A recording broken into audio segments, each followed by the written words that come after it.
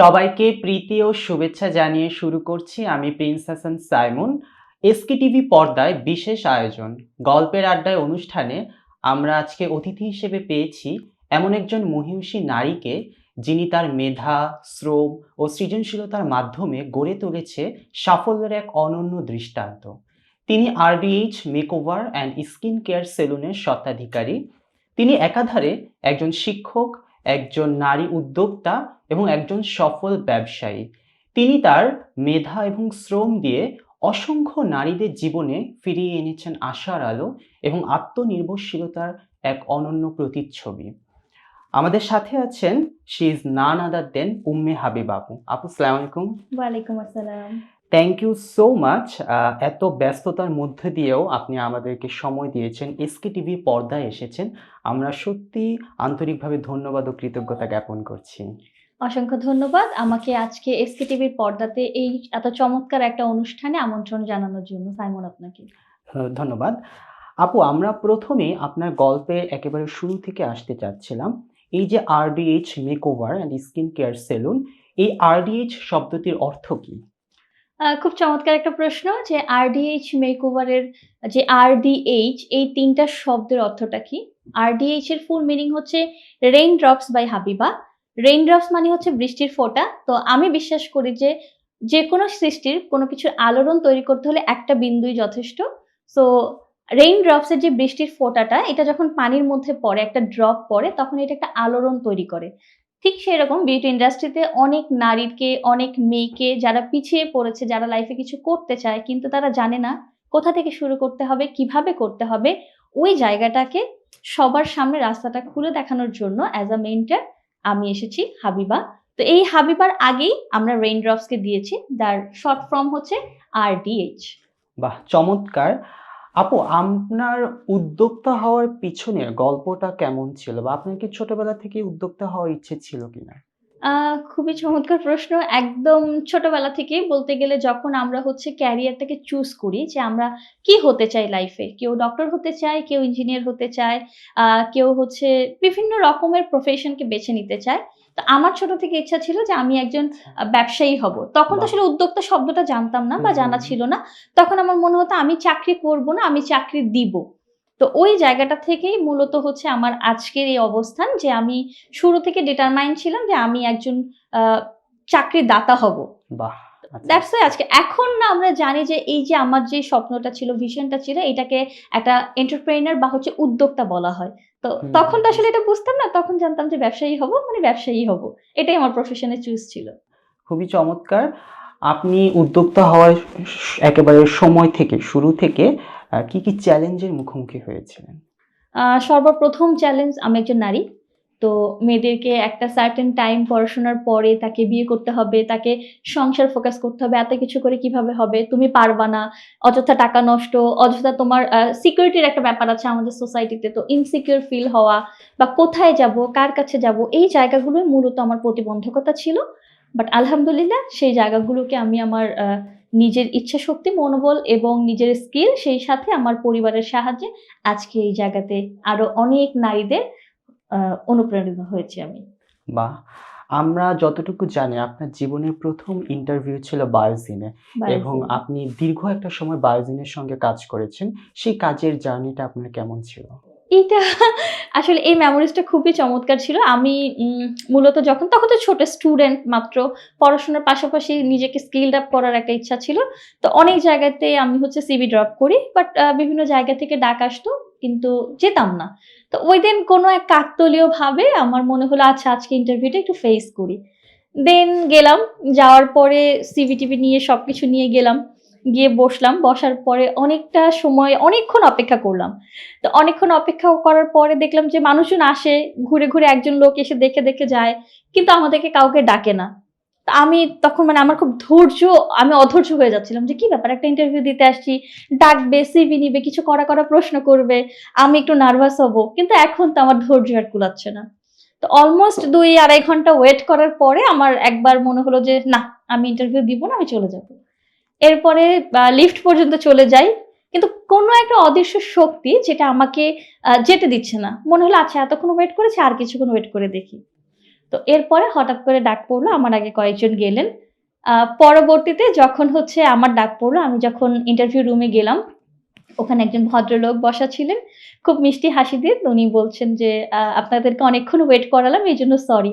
তো এই ভদ্রলোকটাই ছিল বায়োজিনের কর্ণধার আমাদের জাহিদ স্যার। তো জাহিদ স্যার তখন কিন্তু সে অনেকক্ষণ আমাদেরকে ঘুরে, ঘুরে দেখেছে।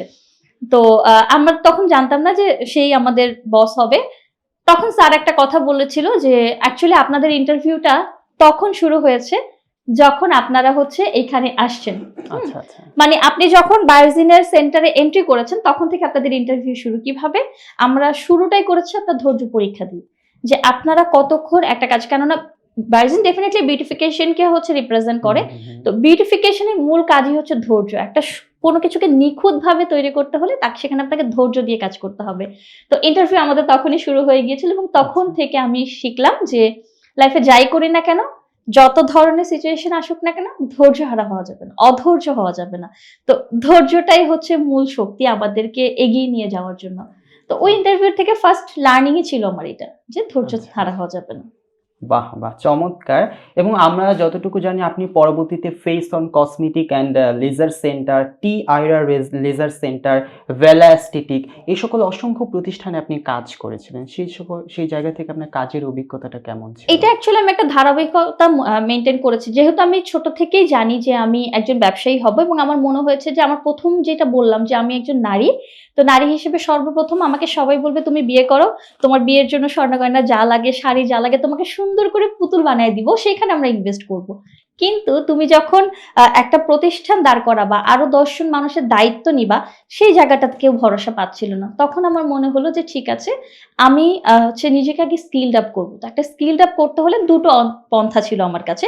হয় নিজে কিছু করা, না হয় কারো স্বপ্নকে নিজে কাজ করে বাস্তবায়ন করা। আচ্ছা, তো আচ্ছা। তখন আমি বায়োজিনে কাজ করলাম। বায়োজিন থেকে আমি হচ্ছে ফেইস অন এ গেলাম। সেখানে আমি হুম, অ্যাডমিনিস্ট্রেশনটা দেখলাম। এরপর আমি চিআইরা লেজার অ্যান্ড অ্যাসথেটিক সেন্টারে কাজ করলাম। সেখানে আমি ফুল ম্যানেজমেন্টটাকে দেখলাম। আচ্ছা, দেন আচ্ছা। আমি ভেল্লা অ্যাসথেটিক্স এ যখন কাজ করলাম, ওই সুবাদে যেহেতু ওটা একটা লিমিটেড অর্গানাইজেশন ছিল, সো ওখান থেকে আমি আ একটা কোম্পানির কাঠামো কিভাবে তৈরি করতে হয়, কোন, কোন জায়গাতে আমাদের ফাঁক-ফোকর থাকে, সব জায়গাগুলো আমি শিখলাম। হুম, এবং হুম, প্রতিটা হুম। প্রতিষ্ঠানে কাজ করলাম একদম নিজের মতো করে। যেন মানে স্বপ্নটা এরকম ছিল যে এটাই আমার কোম্পানি। আচ্ছা, তো আচ্ছা। আমার প্রতিষ্ঠান যদি হতো আমি কিভাবে কাজ করব? তো ওইভাবে কাজ করার কারণে আলহামদুলিল্লাহ আজকে এই সকল এক্সপেরিয়েন্স কে একসাথে করে আমরা RDH কে তৈরি করতে পেরেছি। বাহ! বাহ! খুবই ইন্টারেস্টিং। আপনি ক্যারিয়ারের একেবারে শুরু থেকে বিভিন্ন হুম। ন্যাশনাল এবং ইন্টারন্যাশনাল প্রতিষ্ঠানের সঙ্গে কাজ করেছে। যার মধ্যে অন্যতম সেভ দ্য চিলড্রেন ইচ্ছে মিডিয়ার আন্ডারে অ্যাকশন এইড বাংলাদেশ, ইউনিসেফ, ইউসেফ এবং NCTF national children task force এই সকল ইন্টারন্যাশনাল মানের প্রতিষ্ঠানে আপনার কাজের অভিজ্ঞতাটা কেমন ছিল? এবং আপনি সেই জায়গায় কি, কি চ্যালেঞ্জের মুখোমুখি হয়েছিলেন? ওকে। এটা মূলত হচ্ছে পড়াশোনার পাশাপাশি এটা আমার একটা এক্সট্রা কারিকুলাম পার্ট ছিল।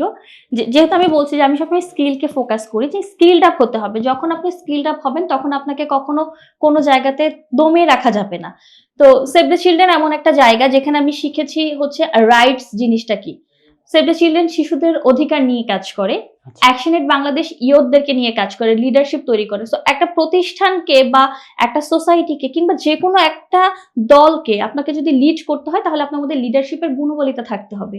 তো ট্রু। আমি যখন একটা প্রতিষ্ঠানকে মেইনটেইন করছি ডেফিনিটলি আমাকে একজন লিডার হিসাবে জিনিসটাকে কোনটা কোথায় যাবে এবং হুম। কোন সিচুয়েশনে আমাকে মাথা ঠান্ডা রেখে আমি কিভাবে কাজ করব, এই জিনিসগুলো আমাকে জানতে হবে। এই সকল কিছু আমি শিখে আসি এই অর্গানাইজেশন গুলোর সাথে। আচ্ছা, বিভিন্ন আচ্ছা। প্রজেক্টে কাজ করে আলহামদুলিল্লাহ সারা বাংলাদেশে আমি কাজ করেছি। আমরা দেশের বাইরে বিভিন্ন প্রজেক্টে কাজ করেছি। যেইটার শিক্ষাটা নিয়ে আমরা সোসাইটিতে যেমন ইমপ্যাক্ট ফেলেছি। আমরা সোশ্যাল চেঞ্জিং নিয়ে কাজ করেছি, আমরা রাইটস নিয়ে কাজ করেছি, আমরা ইয়ুথ ডেভেলপমেন্ট নিয়ে কাজ করেছি, আমরা লিডারশিপ নিয়ে কাজ করেছি। ইভেন আমরা এসডিজি নিয়ে কাজ করছি এবং আমি জানি যে বিউটিফিকেশন এ আমি এখন যেই কাজ করছি, আমি দেশের অর্থনীতিতে কিন্তু সহায়তা করছি। ভেরি আমি ট্রু। ইনকাম করছি, আমি হুম। মানুষের নারীদের কর্মসংস্থান তৈরি করছি, আমি আরো প্রতিষ্ঠান তৈরি করার জন্য নারীদেরকে উদ্বুদ্ধ করছি। মানে হুম, দেশের অর্থনীতিতে আমরা ইমপ্যাক্ট ফেলছি। মানে ট্রু। এসডিজি করছি, নারী হুম। ক্ষমতায়ন নিয়ে আমি কাজ করছি। তো এই জিনিসগুলো আমি কিন্তু এই ধরনের প্রতিষ্ঠানগুলো বা অর্গানাইজেশন গুলোর সাথে কাজ করার সুবাদেই কিন্তু আমি জানতে পেরেছি যে আমার রাইটস কি, আমার অপরচুনিটি গুলা কি, আমার স্কোপ গুলা কি, এই কাজগুলো। তো এটা আমার একটা খুব চমৎকার একটা জার্নি ছিল। হুম, ইভেন হুম। স্টিল আমি হচ্ছে লায়ন্স ইন্টারন্যাশনালের সাথে কাজ করছি, সোশ্যাল লিড করছি আমি, বিভিন্ন সোসাইটির বিভিন্ন কাজগুলোকে আমরা ফোকাস করছি, বিভিন্ন প্রবলেম সলভিং এ আমরা কাজ করছি এবং এখনো পর্যন্ত কাজ করছি। ইনশাআল্লাহ যতদিন বেঁচে থাকবো, সুস্থ থাকবো, সোশ্যাল ওয়ার্কার হিসেবে আমরা কাজ করে যাব। অসংখ্য ধন্যবাদ। দর্শকদের উদ্দেশ্যে বলতে চাই, RDH একাডেমি অফ বিউটিফিকেশন বাংলাদেশে অসংখ্য নারীদেরকে বিউটিফিকেশনের উপর তারা ট্রেনিং দিচ্ছে। তো আপুর কাছে আমার পরবর্তী প্রশ্ন, এই যে RDH একাডেমি অফ বিউটিফিকেশন, আপনার যে শিক্ষকতা জার্নিটা, এই শিক্ষকতা করাটা কি আপনার আগে থেকেই প্রি প্ল্যান ছিল নাকি হুট করে করা? এটার মধ্যে আপনি কি, কি চ্যালেঞ্জ খুঁজে পাচ্ছেন? মোটেও প্ল্যান ছিল না। টিচার হওয়ার কোনো ইচ্ছাই আমার ছিল না। কারণ টিচারদের অনেক কষ্ট করতে হয়। স্টুডেন্টদেরকে পড়াতে হলে নিজেকে পড়তে হয়, নিজেকে পরীক্ষা দিতে হয়। তো আমরা যখন ছোট ছিলাম, আমরা যখন এসএসসি এক্সাম দেই, তো তারপরে তো একটা লম্বা গ্যাপ থাকে না, ওই সময় কি করব আমরা? তো ওই সময়টা আমি টিচিং প্রফেশনে ছিলাম। কিছুদিন হোম টিউটর হিসেবে কাজ করেছি। তো আমি দেখতাম যে ওদেরকে কি পড়াবো? আমিই ফাঁকিবাজি করতাম, আমারই ঘুম চলে আসতো। বাট তারপরে স্টুডেন্টরা কেমনে যেন পাস করে যেত। বাট যখন এই প্রফেশনে এলাম, প্যাশনটাকে প্রফেশন করলাম, তখন দেখলাম যে কাজ করতে গিয়ে অনেক প্রবলেমের ফেস আমাকে করতে হয়েছে, যেটার কোনো অ্যান্সার আমি খুঁজে পাচ্ছিলাম না। এবং ওটার জন্য আমাকে বিভিন্ন জায়গায় যেতে হয়েছে, অনেক দূরে, দূরে যেতে হয়েছে। কারণ আমি আমার যারা কর্মী ছিল তাদেরকে যখন জিজ্ঞেস করতাম ওরা জানতো না। তো আমরা জানি না বা আমরা এভাবেই শিখে আসছি। তো এরপরে যখন আমি শিখলাম, শিখতে গিয়ে আমি একটা জায়গায় একদিন রিয়ালাইজ করলাম যে আমি যেমন শিখছি, এত দূর দূরান্তে গিয়ে, গিয়ে শিখছি এবং বর্তমানে বাংলাদেশ ডিজিটালাইজড হচ্ছে। তাহলে কেন না এই জ্ঞানটাকে আমি আমার মধ্যে সীমাবদ্ধ না রেখে সবাইকে ছড়িয়ে দিই। তারপরে আসলে একটা সময় আমি টিচিং প্রফেশন মানে বিউটিফিকেশন এর টিচিং প্রফেশন এ চলে এলাম। কিন্তু আমি এখনো নিজেকে টিচার হিসেবে বলি না। আমি বলি যে আমি একজন মেন্টর। আমি হচ্ছে গাইডলাইন দেই। আমি বলে দেই যে তুমি কিভাবে কাজটা করবা, কোন প্রবলেমের তুমি মাল্টিপল সলিউশন বের করবা বা কি, কি ধরনের প্রবলেম তুমি ফেস করতে পারো, এই ধরনের জিনিসগুলোকে আমি শেখাই। হাতের কাজ যেটা, এটা যে কেউ শিখতে পারে। এটা YouTube দেখেও শেখা যায়। কিন্তু এই শেখাটাকে কিভাবে কাজে লাগানো যায়, কিভাবে একটা সিচুয়েশন থেকে স্মার্টলি বের হয়ে আসা যায়, কিভাবে হচ্ছে রাস্তা মানে খাল কেটে কুমির না এনে খাল কেটে রাস্তা করা যায়, এই জিনিসটাকে আমি শিখাই। সো আমি নিজেকে অ্যাজ এ মেন্টর হিসেবে বলতে পছন্দ করি এবং আমার স্টুডেন্টরা সবাই আমাকে মেন্টর হিসেবেই মানে। তো এইভাবেই আসলে আমি নিজের অজান্তেই চলে আসছি টিচিং করতে, করতে কিভাবে জানি না। আচ্ছা, আপনার RDH একাডেমি অফ বিউটিফিকেশন এখানে একদম শুরু থেকে এই পর্যন্ত কতজন শিক্ষার্থী রয়েছে? আলহামদুলিল্লাহ আরডিএইচ একাডেমি অফ বিউটিফিকেশন ২০২০ সাল থেকে স্টুডেন্টদেরকে শিখাচ্ছে। সো আমরা হাঁটি পাপা করে আগাতে, আগাতে এখন পর্যন্ত আমাদের অফলাইন এবং অনলাইন বোথ মিলিয়ে আমরা অলমোস্ট ১৫০০ প্লাস স্টুডেন্টদেরকে আমরা হচ্ছে শিখিয়েছি। যার মধ্যে অনেক স্টুডেন্ট আমার দেশে কাজ করছে, অনেকে আমার প্রবাসে আছে। দেশের বাইরে আমার অনেক স্টুডেন্ট আছে এবং তাদের জার্নি গুলোও কিন্তু অনেক ডিফিকাল্ট ছিল। তারা দেশের বাইরে গিয়ে কি করবে তারা জানে না। তখন তারা যাওয়ার আগে আমার এখানে আসে, আমার এখানে স্কিলড আপ হয়। আমার এমন স্টুডেন্ট আছে যে হচ্ছে তার গলার চেইন বিক্রি করে সে আমার কাছে কোর্স ফি দিয়েছে। তাদেরকে আনকমফোর্টেবল জোনে তারা ফেলেছে। একটাই রিজন ছিল যে নিজে কিছু করতে চায়। সো আলহামদুলিল্লাহ উন্নত বিশ্বের বেশ ভালো, ভালো কান্ট্রিতে যেমন আমার নিউজিল্যান্ডে, অস্ট্রেলিয়াতে, লন্ডনে, ইভেন নিউ ইয়র্কে সব জায়গাতে আলহামদুলিল্লাহ আমার স্টুডেন্টরা কাজ করছে এবং খুব ভালোভাবে তারা কাজ করছে। ইভেন তারা এখন কাজ দিচ্ছে মানুষকে। বাহ! সেই সাথে বাংলাদেশেও বিভিন্ন প্রান্তে সারা বাংলাদেশ থেকে আমার স্টুডেন্টরা আসে। তো ওরা এখানে এসে কেউ হচ্ছে বড়, বড় ব্র্যান্ডের সাথে কাজ করছে। আবার নিজেরা নিজেদের ব্র্যান্ড ক্রিয়েট করছে। স্টিল নাও এখনো কাজ করছে, আমরা শিখাচ্ছি। যারা হচ্ছে দূর থেকে এসে এখানে করতে না পারে তাদেরকে আমরা অনলাইন সাপোর্ট দিচ্ছি। আমাদের অনলাইনে একাডেমিক্যাল আমরা যে কোর্সগুলো আছে পুরো কারিকুলামটাকে আমরা হচ্ছে অনলাইন বেসড করেছি এবং তাদেরকে সাপোর্ট দেওয়ার জন্য এভরি উইক আমরা সাপোর্ট ক্লাস নিচ্ছি। তো দেখা যাচ্ছে এমন না যে একটা স্টুডেন্ট একটা কোর্স করেছে, সে চলে গেছে, তার সার্টিফিকেট নেওয়া হয়ে গেছে মানে হচ্ছে আমাদের সাথে তার সম্পর্ক শেষ। না, সে একটা পজিটিভ ফ্যামিলিতে চলে আসে। একবার আরডিএইচ একাডেমির স্টুডেন্ট হলে আপনি আজীবন আমাদের সাপোর্ট পাবেন। যেকোনো জায়গায় আপনি আটকে যাবেন, আপনি অনলাইন হলে সাপোর্ট ক্লাস নিতে পারেন, অফলাইন হলে সরাসরি একাডেমিতে এসে আমার কিংবা আমার টিমের যারা হচ্ছে একাডেমিতে আছে তাদের সাপোর্ট নিতে পারবেন। তো আমরা সবসময় এই প্রতিশ্রুতি করি যে লাইফ টাইম আমরা সাপোর্ট দিচ্ছি। দ্যাটস ওয়াই ওদের ক্যারিয়ার গ্রোথটা আরো বেশি ভালো হয়, অনেক স্মুথ হয়। আচ্ছা, আচ্ছা। আপনি সম্প্রতি NSDA national skill development authority, যেটা বাংলাদেশের গণপ্রজাতন্ত্রী বাংলাদেশ সরকার কর্তৃক প্রদত্ত একটা বিউটিফিকেশনের সার্টিফিকেশন, বা রেকগনিশন যেটাই বলি, এখানে আপনি লেভেল 2, 3, 4 কমপ্লিট করেছেন। এই যে আ সরকার কর্তৃক একটা রেকগনিশন পাওয়া, এই জার্নিটা আপনার কেমন ছিল? বা এই সম্পর্কে যদি একটু ডেফিনিটলি বলতেন। এটা বেশ ডিফিকাল্টই ছিল। কেননা শুরুতে আমরা যখন শুরু করেছি তখন এতগুলো লেভেলস ছিল না। হুম, হুম, বাংলাদেশের হুম। এই লেভেলস গুলো বিগত কয়েক বছরে আসছে এবং এটা হয় কি আপনি যখন একটা কাজ করছি যেমন আপনি হুম, হুম। এডুকেশনালি সার্টিফাইড এটার আপনার সার্টিফিকেট কোথা থেকে আসে? আপনি এসএসসি দিচ্ছেন, আপনি ইন্টারমিডিয়েট দিচ্ছেন। তো এইরকম বিউটিফিকেশন একটা ট্রেড যেখানে আমি কাজ করছি। এখন আমি যে আসলেই কাজটা পারি এবং proper safety and hygiene maintain করে বা প্রপার প্রসিডিউরটা আমি জানি এইটাকে সার্টিফাইড করার জন্য বাংলাদেশ সরকার কাজ করছে এবং পরবর্তীতে যেটা হবে এই সার্টিফিকেটগুলো ছাড়া কিন্তু আপনি বিউটি পার্লারে জব করা কিংবা বিজনেসও করতে পারবেন না। ইভেন এই সার্টিফিকেটগুলো কিন্তু শুধু যে আমার দেশে তা নয়, দেশের বহির্বিশ্বেও কিন্তু এই সার্টিফিকেটের লেভেলগুলো কমপ্লিট করেই আপনাকে হচ্ছে এই ইন্ডাস্ট্রিতে কাজ করতে হবে। বাংলাদেশে এখনো কিছুটা ফ্লেক্সিবিলিটি আছে বাট খুব শীঘ্রই এটা হয়তোবা বন্ধ হয়ে যাবে। সো আমি বলব যে যারা স্কিলড আপ আছেন তাদের অবশ্যই এই সার্টিফিকেটস গুলো কালেক্টে রাখতে হবে, এই এক্সাম গুলা দিতে হবে। তাতে করে আপনি অনেক কিছু শেখা যায়। কারণ আমরা তো অনেক পড়তে হয়। প্রচুর পড়ালেখা করে আমরা স্কিন অ্যানাটমি শিখি, আমরা হেয়ার এর অ্যানাটমি শিখি। ইভেন আমরা যে একটা সিজার, ওটার কাজ কি? সিজারের কাজ তো আমরা জানি যে চুলটাকে কাট করে, তাই না? হেয়ারটাকে কাট করে। কিন্তু এই হেয়ার কাটের সিজারটা যে মেকিংটা, এই প্রতিটা নবের কাজ কি? প্রতিটা জিনিস আমাদেরকে শিখতে হয়। তো এই জিনিসগুলো আপনি শিখে যখন আপনি কাজ করছেন, তখন কনফিডেন্ট লেভেল অনেক বেড়ে যায়। মানে আপনি যখন জানেন যে প্রতিটা কর্নারে প্রবলেমস থেকে শুরু করে সলিউশন থেকে শুরু করে মেকিং প্রসেস সব জানেন, তখন আসলে কনফিডেন্ট অনেক বেড়ে যায় এবং আরেকজনকে শেখানো অনেক সহজ হয়ে যায়। সো সবাইকেই এক্সামটা দিতে হবে। এখানে আসলে আপনার মানে কোনো প্রতিবন্ধকতা কি ছিল? ডেফিনিটলি ১ম এ যেমন হচ্ছে অনেক অর্গানাইজেশন ছিল না। তো আমাদেরকে খুঁজতে হতো যে আমরা কোথায় গিয়ে শিখবো বা কোথায় কার কাছে গেলে আমি এই গাইডলাইনটা পাবো? কোথায় গিয়ে আমি এক্সামটা দিব? এক্সামের জন্য আমি কি পড়বো? কোথা থেকে পড়বো? কারণ একেকজন একেক রকমভাবে শিখেছে। কেউ সেলফ মেড হচ্ছে বিভিন্ন টেকনিক ক্রিয়েট করেছে। এখন আমি জানি না এক্সাম হলে যাওয়ার পরে আমাকে কোন টেকনিকটা ওরা অ্যাপ্রুভ করবে। তো ওই জিনিসগুলোর জন্য অনেক নার্ভাসনেস ছিল আমাদের মধ্যে। প্লাস এমন অনেক কিছু ছিল যে আমরা শিখেছি একভাবে কিন্তু পরবর্তীতে জানলাম যে এটা ভুল প্রসেস ছিল। পরবর্তীতে ওই জায়গাগুলাকে আমরা নিজেদেরকে আ আবার নতুন করে লার্নিং করে দেন আমরা হচ্ছে এই এক্সামটাতে বসতে হয়। তো ডেফিনিটলি শেখার জায়গাটাতে অনেক খুঁজতে হয়েছে। এখন অনেক এভেইলেবল। এখন পাওয়াটা অনেক সহজ। এখন শেখা অনেক সহজ। বাট শুরুতে আসলে শেখার থেকে শেখানোর লোক খুঁজে পাওয়াটা কঠিন ছিল। Very true.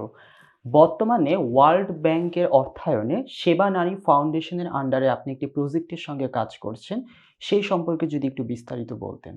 আচ্ছা, এইটার মূলত হচ্ছে এটা একটা সোশ্যাল ওয়ার্ক আমরা বলে থাকি। আমি শুরুতেই বলেছি যে আমি সোশ্যাল ওয়ার্ক এর সাথে কানেক্টেড আছি। ডেফিনিটলি আরডিএইচ এ আমরা স্যালন বিজনেস করছি, আমরা একাডেমিতে স্টুডেন্টদেরকে শিখাচ্ছি। কিন্তু হ্যাঁ, ওটার জন্য একটা ফিস দিতে হয় আমাদেরকে, তাই না? স্টুডেন্টরা আমাদেরকে পে করে। কিন্তু সবার পক্ষে তো এটা সম্ভব না। তো বাংলাদেশের সাথে বহির্বিশ্বের বিভিন্ন অর্গানাইজেশন যারা হচ্ছে আমাদেরকে অর্থায়ন করে। যেমন ইউসেফ এর সাথে আমি কাজ করেছি। দেন ওয়ার্ল্ড ব্যাংক এখন হচ্ছে সেবা নারী ফাউন্ডেশনকে অর্থায়ন করছে। আমরা হিট বাংলাদেশের সাথে কাজ করছি। তারা কি করে?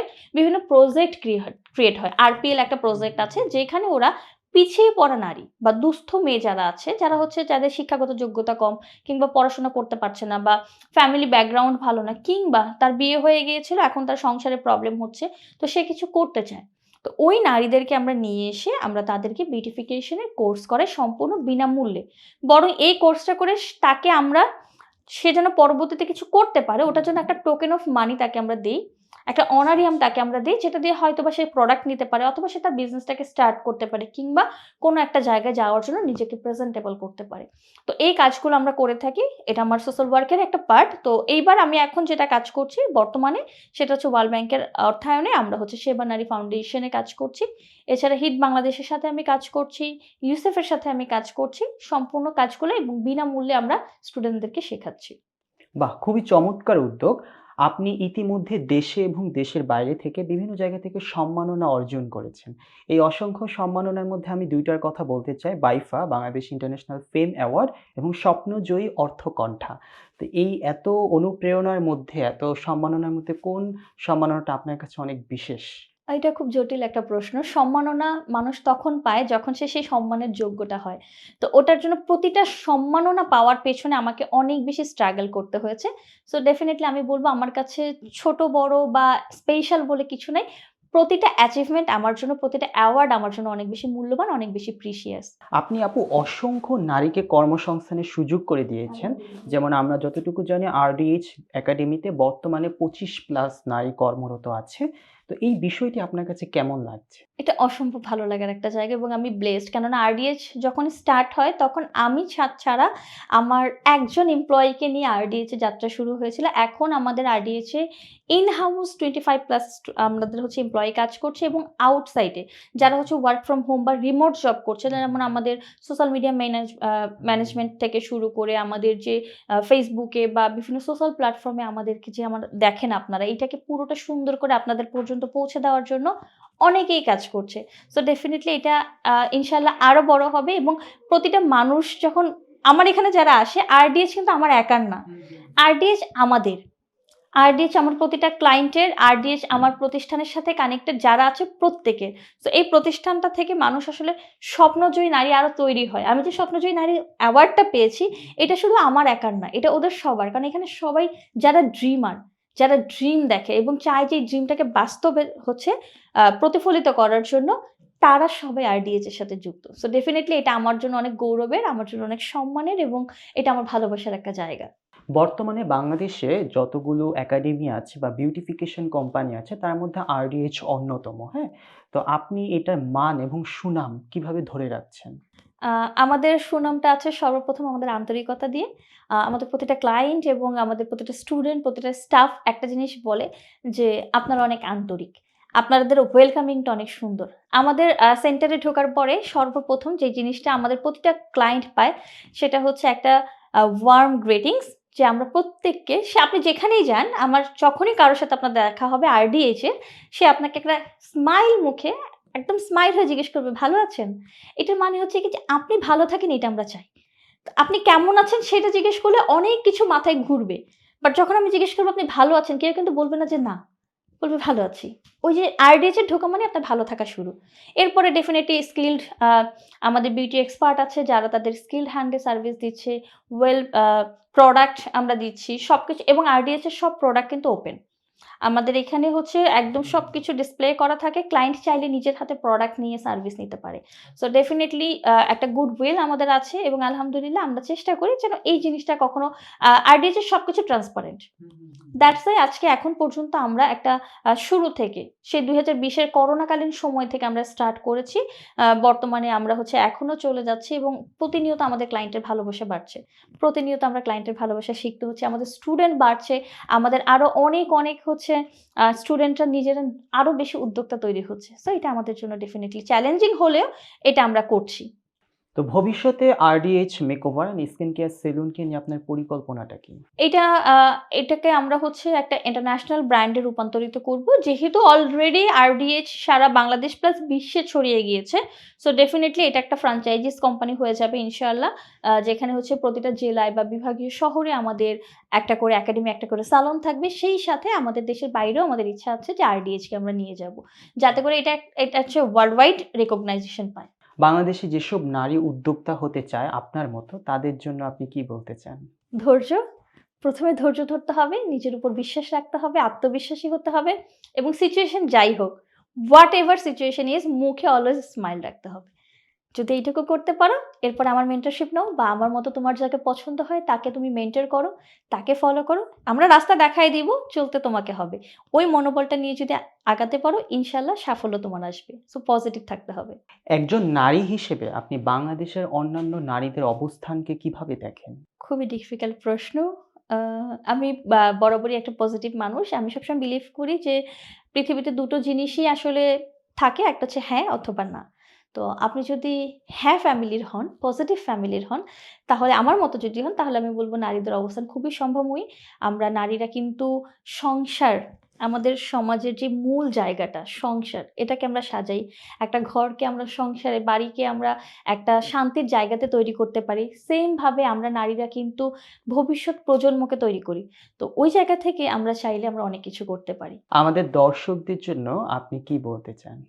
এসকে টিভিকে অসংখ্য ধন্যবাদ জানাচ্ছি। এরকম একটা চমৎকার প্রোগ্রামকে হচ্ছে অন এয়ার করার জন্য। কারণ এইখানে আমরা যারা নারীরা আছি, যারা পিছিয়ে আছি, যারা সবসময় চিন্তা করি যে কিভাবে আমাদের ক্যারিয়ারটাকে আমরা ডেভেলপ করব বা আদৌ কিছু করা যায় কিনা। কিংবা অনেকের ফ্যামিলিতে অনেক রেস্ট্রিকশন থাকে, হ্যাঁ? যে তুমি পর্দা করো, তুমি বাইরে গিয়ে ছেলেদের সাথে কাজ করতে পারবা না, ঘরের বাইরে যেয়ে কাজ করতে পারবা না। তো তাদের জন্য বিউটিফিকেশন কিন্তু হচ্ছে একটা আ সোনার ডিম পাড়া হাঁসের মতো ক্যারিয়ার। কারণ হচ্ছে বিউটিফিকেশন এ আপনি শিখে স্কিলড আপ হয়ে নিজে হোম স্টুডিও চালু করতে পারবেন। আপনি হচ্ছে হোম সার্ভিস দিতে পারবেন। সেই সাথে আপনি যদি চান যে না আমার পুরো প্রতিষ্ঠানে আমি হচ্ছে কোনো ছেলে মানুষের আন্ডারে কাজ করব না। আ একটা জিনিস বলি RDH এর 99.9% সব কর্মী কিন্তু নারী। 1% হচ্ছে এই যে আমাদের যারা টেকনিক্যাল সাপোর্ট দেয় তারা হচ্ছে মেল। বাকি সব তো এটা একটা হচ্ছে নারী বান্ধব প্রতিষ্ঠান যেখানে নারীরাই হচ্ছে কাজ করে। তো ডেফিনিটলি আপনাদের এই সুযোগটা এবং এটা যে আসলেই সম্ভব, তো এই জিনিসটাকে এসকেটিভি সবার সামনে তুলে ধরছে। তো দ্যাটস ওয়াই এসকেটিভিকে ধন্যবাদ এবং দর্শক যারা দেখছেন আপনাদেরকেও অনেক ধন্যবাদ এবং আপনারা যারা নিজেদের ক্যারিয়ার ডেভেলপ করতে চান, আপনারা কিন্তু কনট্যাক্ট করতে পারেন। So thank you so much. অসংখ্য ধন্যবাদ ও কৃতজ্ঞতা আপু। আপনি এত ব্যস্ততার মধ্যেও আমাদের মাঝে এসে সময় দিয়েছেন। আমরা এসকে টিভি পরিবারের পক্ষ থেকে আপনাকে ধন্যবাদ জ্ঞাপন করছি। অসংখ্য ধন্যবাদ সাইমন আপনাকে। ধন্যবাদ সবাইকে। দর্শক, সবাইকে অসংখ্য ধন্যবাদ এত দীর্ঘ সময় ধরে আমাদের পুরো অনুষ্ঠানটিকে উপভোগ করার জন্য। আমরা আশা রাখছি এই অনুষ্ঠানের মাধ্যমে আপনাদের মাঝে নতুন কোনো গল্পকে নিয়ে আসতে পেরেছি। পরবর্তী অনুষ্ঠানে আমরা নতুন কোনো অতিথিকে নিয়ে আবারও আপনাদের মাঝে ফিরে আসব। সে পর্যন্ত সবাই ভালো থাকুন, সুস্থ থাকুন আর হ্যাঁ, এসকে টিভির সঙ্গেই থাকুন। ধন্যবাদ।